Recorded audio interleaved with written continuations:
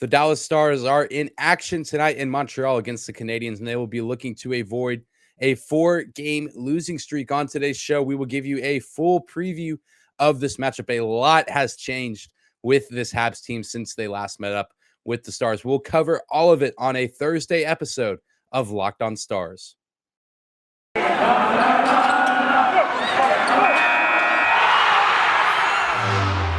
You're Locked On Stars, your daily podcast on the Dallas Stars. Part of the Locked On Podcast Network, your team every day.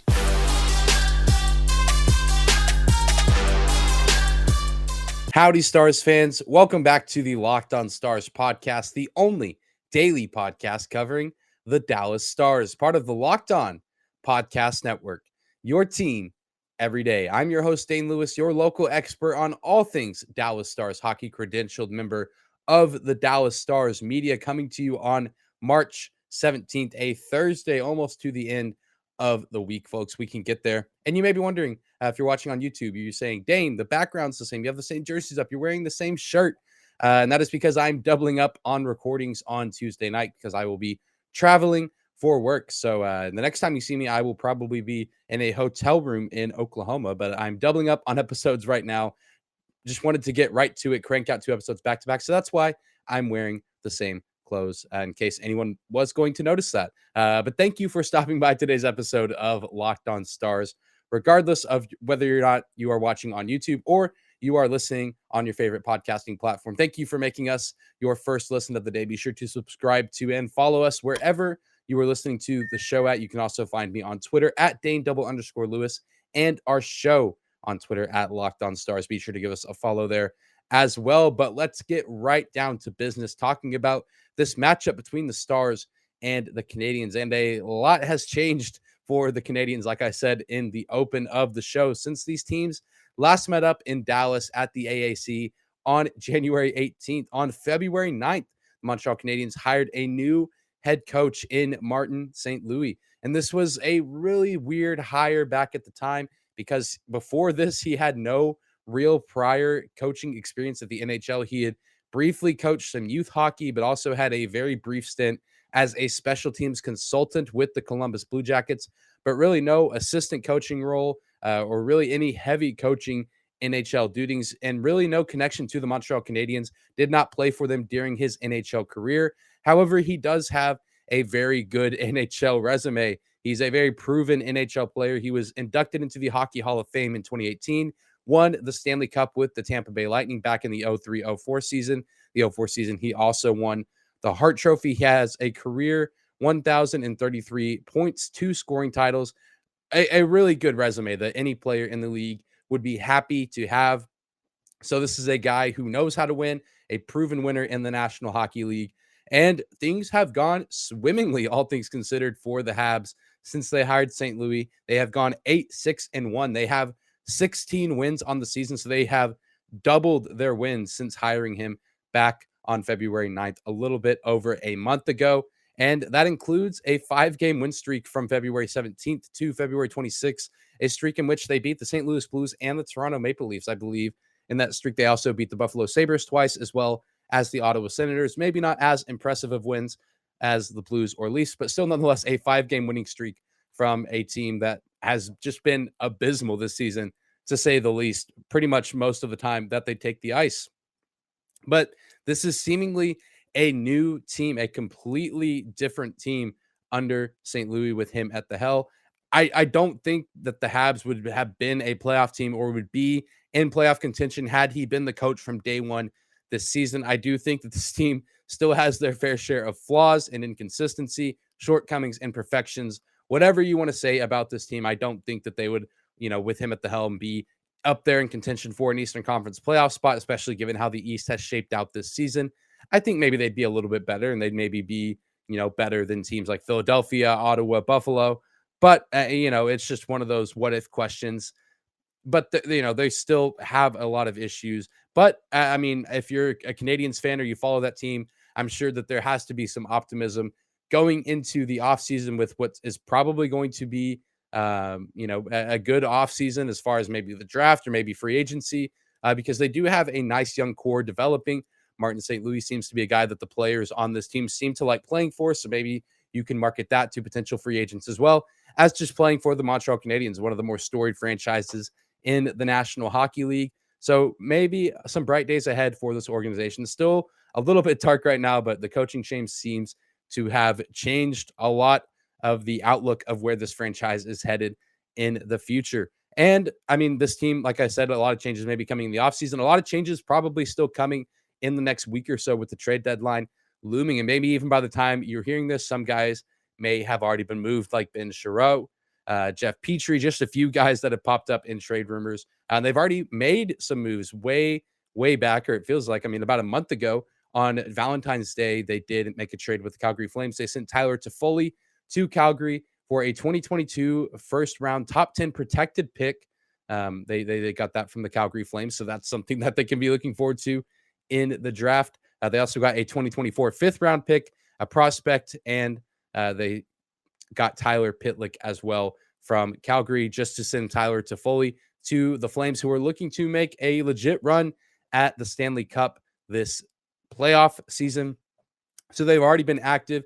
And like I said, Petrie, Chiarot, guys that will probably be on their way out the door here in the next week, if they are not already gone by the time you are hearing this recording on Thursday. So a lot of movement happening around this Habs organization. Seems to be a lot of optimism as well. This is a team that it's just a mixed bag. You don't know what you're going to get. You're going to get maybe legitimately the worst team in the National Hockey League one night and a team that looks like world beaters on another night. That's all because of a lot of the young talent on this roster, including a guy who has finally turned the page on this season and is having the season that many expected him to have. We will talk about who that is and what has happened after a quick break and after a quick word from one of our sponsors. Today's episode is brought to you by BetOnline.net.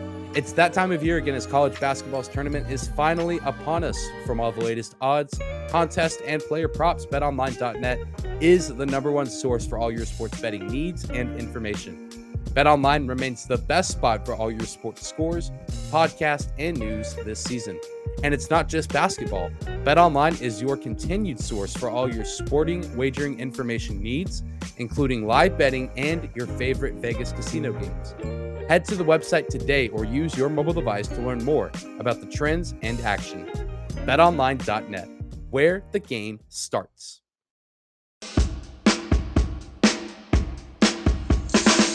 Moving on to the next segment of today's episode of Locked On Stars. Your host, Dane Lewis here at Dane_Lewis on Twitter. Of course, you can find our show as well at Locked On Stars. Be sure to give us a follow on that page as well. And also a quick reminder that I will be going live on Monday, the trade deadline date, the final day of the trade deadline, around 2 o'clock Central Time, 3 p.m.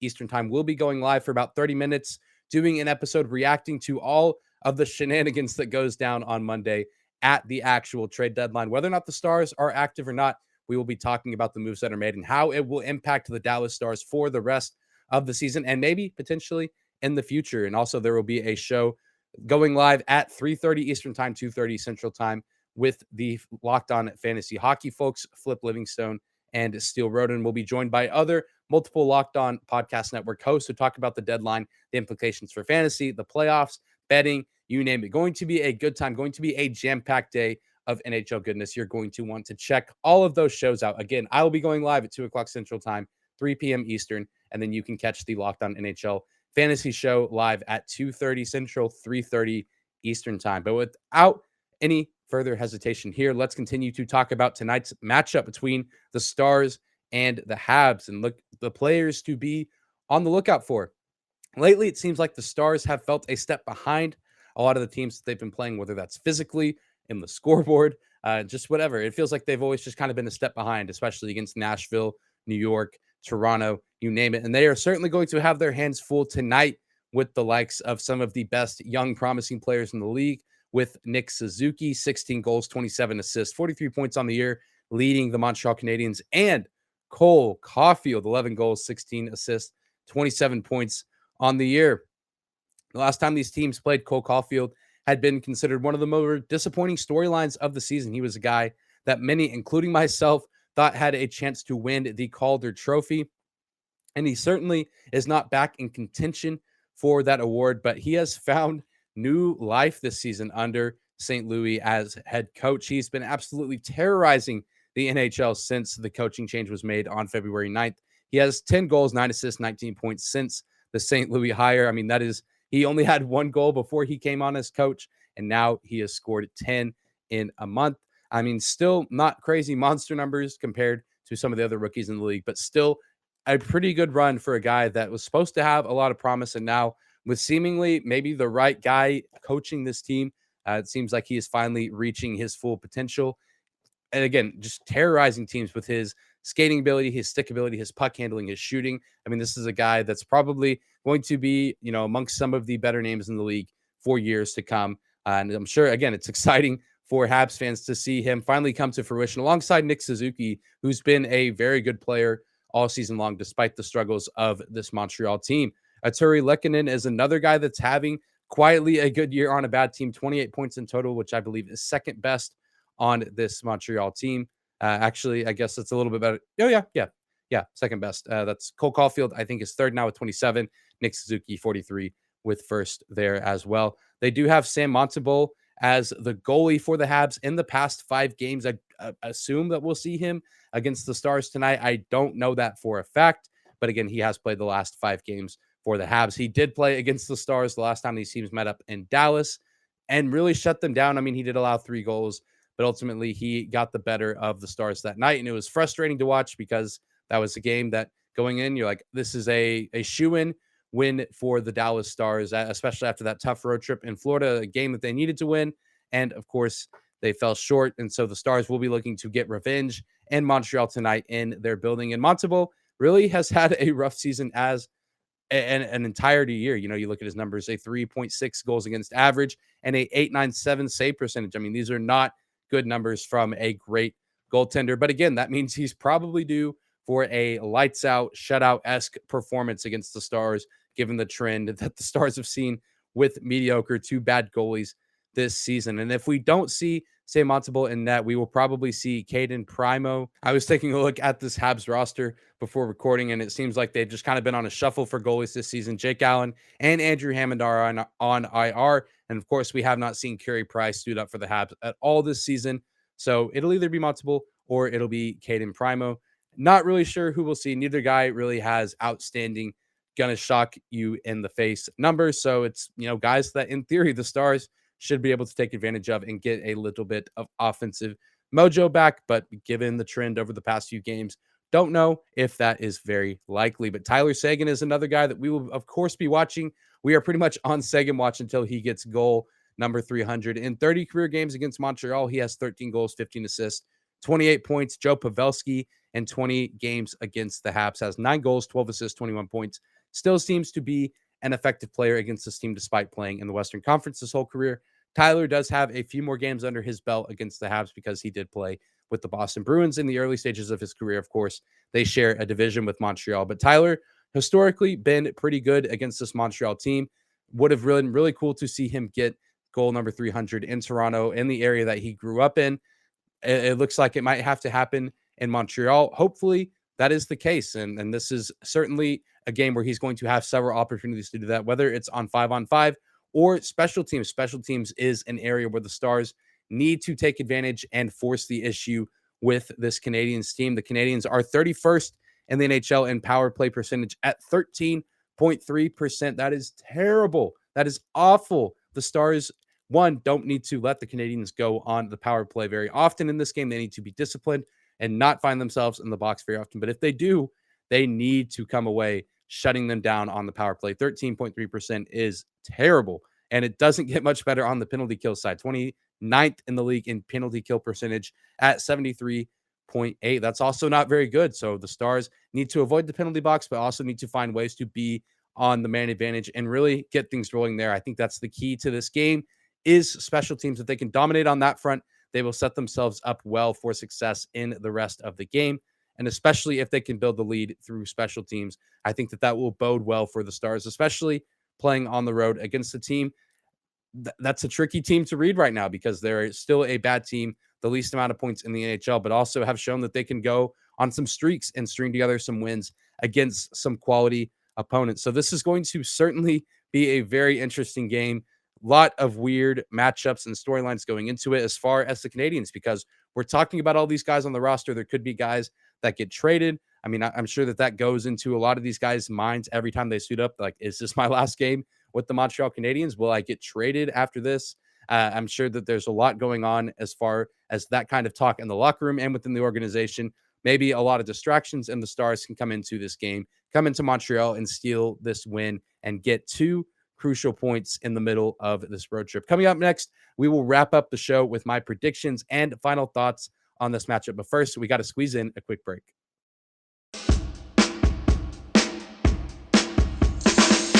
Closing out today's episode of Locked On Stars, your first listen of the day. Let's continue talking about the Stars-Habs matchup. This is very much a trap game for the Stars, like the last time these teams played. Hopefully the Stars learned their lesson. Just because this team is at the bottom of the NHL standings does not mean they can't win. These are professional hockey players. This is a professional hockey team. And so that means they can come out and they can win, and they can, if you make mistakes, they can capitalize on those and take the lead and put you in a spot where you cannot come back and put yourselves in a position to win. So hopefully the Stars learned that last time by getting embarrassed at home from this team, and hopefully they can return the favor and get some revenge against the Montreal Canadiens this time around. And this is a must-win game, again, against the worst team in the National Hockey League. I mean, again, we talked about it on yesterday's show. How much motivation do you really need right now? A lot of these teams like the Jets, the Ducks, the Vegas Golden Knights are above you, but the Canucks as well, right on your tail for playoff positioning. I mean, you have to win this game in order to keep pace with the likes of Nashville, Vegas, Edmonton, but also to distance yourself from Vancouver, Anaheim, Winnipeg, you name it. Lots at stake in this game, and this is absolutely a game that the Stars can win, and a loss here just looks terrible on your season resume and would surely drop the Stars in the standing, maybe even significantly, because you can't depend on the downfall of other teams forever. They've been fortunate over the past few nights with some other teams losing that allowed them to still distance themselves, whether it's the Vegas Golden Knights losing to the Winnipeg Jets or the Anaheim Ducks losing to the New York Rangers. I mean, you can't depend on other teams like the Ducks, Vancouver, Edmonton, Vegas, Winnipeg to fall short and lose games. I mean, you can avoid having to depend on other teams by winning your own games, and the Stars have a great opportunity to do that tonight. I think the Stars will feel the desperation of this moment. I think the veterans will step up and lead this team properly into this game, both on the ice, but also just mentally in their heads of the way to approach this matchup. I imagine that we will see Jake Ottinger in net. I don't see any reason why we won't. He needs to be dialed in. He needs to play this game the way that he's played a lot of the games this season, which is cool, calm, and collected. And I think that he just needs to go back to being himself, believing in himself, but also believing in his teammates. And his teammates need to give him a reason to believe in them. The defense really needs to step up in the absence of Miro. We need to see Klingberg. We need to see Essa Lindell, Brian Suter, Yanni Hakanpää all step up. It's a lot to ask because none of those guys have some of the physical capabilities of Miro. But I mean, this is where you earn your contract if you're John Klingberg, whether it's with the Stars or another team, and where you potentially, and you're Ryan Suter, you're already taking so much money from the Stars. You may as well step up and earn a little bit of that paycheck. Sappy veteran play from this Stars team should get the best of what is a young Habs team with a lot of distractions, with trade talks, and just, coaching changes and a lot of other movement around this organization. I mean, I think mentally the Stars should have the edge, and that should lead physically to a Dallas Stars advantage in this matchup. I think the Stars win this one 3-1. I'm going to predict Tyler Seguin getting the first goal of the game. I really hope we can see 91 get his 300th career regular season NHL goal. I think that would be a fun storyline. And this is a great, great opportunity for the Stars to get back on track in a big way to, take advantage of this opportunity in the middle of the road trip. Then they have the New York Islanders on Saturday, another struggling team. And then, of course, they will have the Washington Capitals, which will be a challenging game playing that game in DC. But if they can get a little bit of momentum in Montreal and in New York on Long Island, I think they will be just fine heading into that game. But that's going to do it for today's episode of Locked On Stars. Be sure to subscribe to our show on YouTube or follow us on your favorite podcasting platform. We are free and available no matter where you listen or how you listen. You can also find me on Twitter at Dane_Lewis and our show on Twitter at Locked On Stars. Thank you again for making us your first listen of the day. Make your second listen of the day, the Locked On Fantasy Hockey Podcast with Steel Roden and Flip Livingstone. They help you become the expert of your fantasy hockey league. Their show is free and available no matter where you get your podcast at. Be sure to tune into Locked On Stars tomorrow as we will be recapping and reacting to this game between the Stars and the Habs. We'll see you there, Stars fans. Have a great Thursday.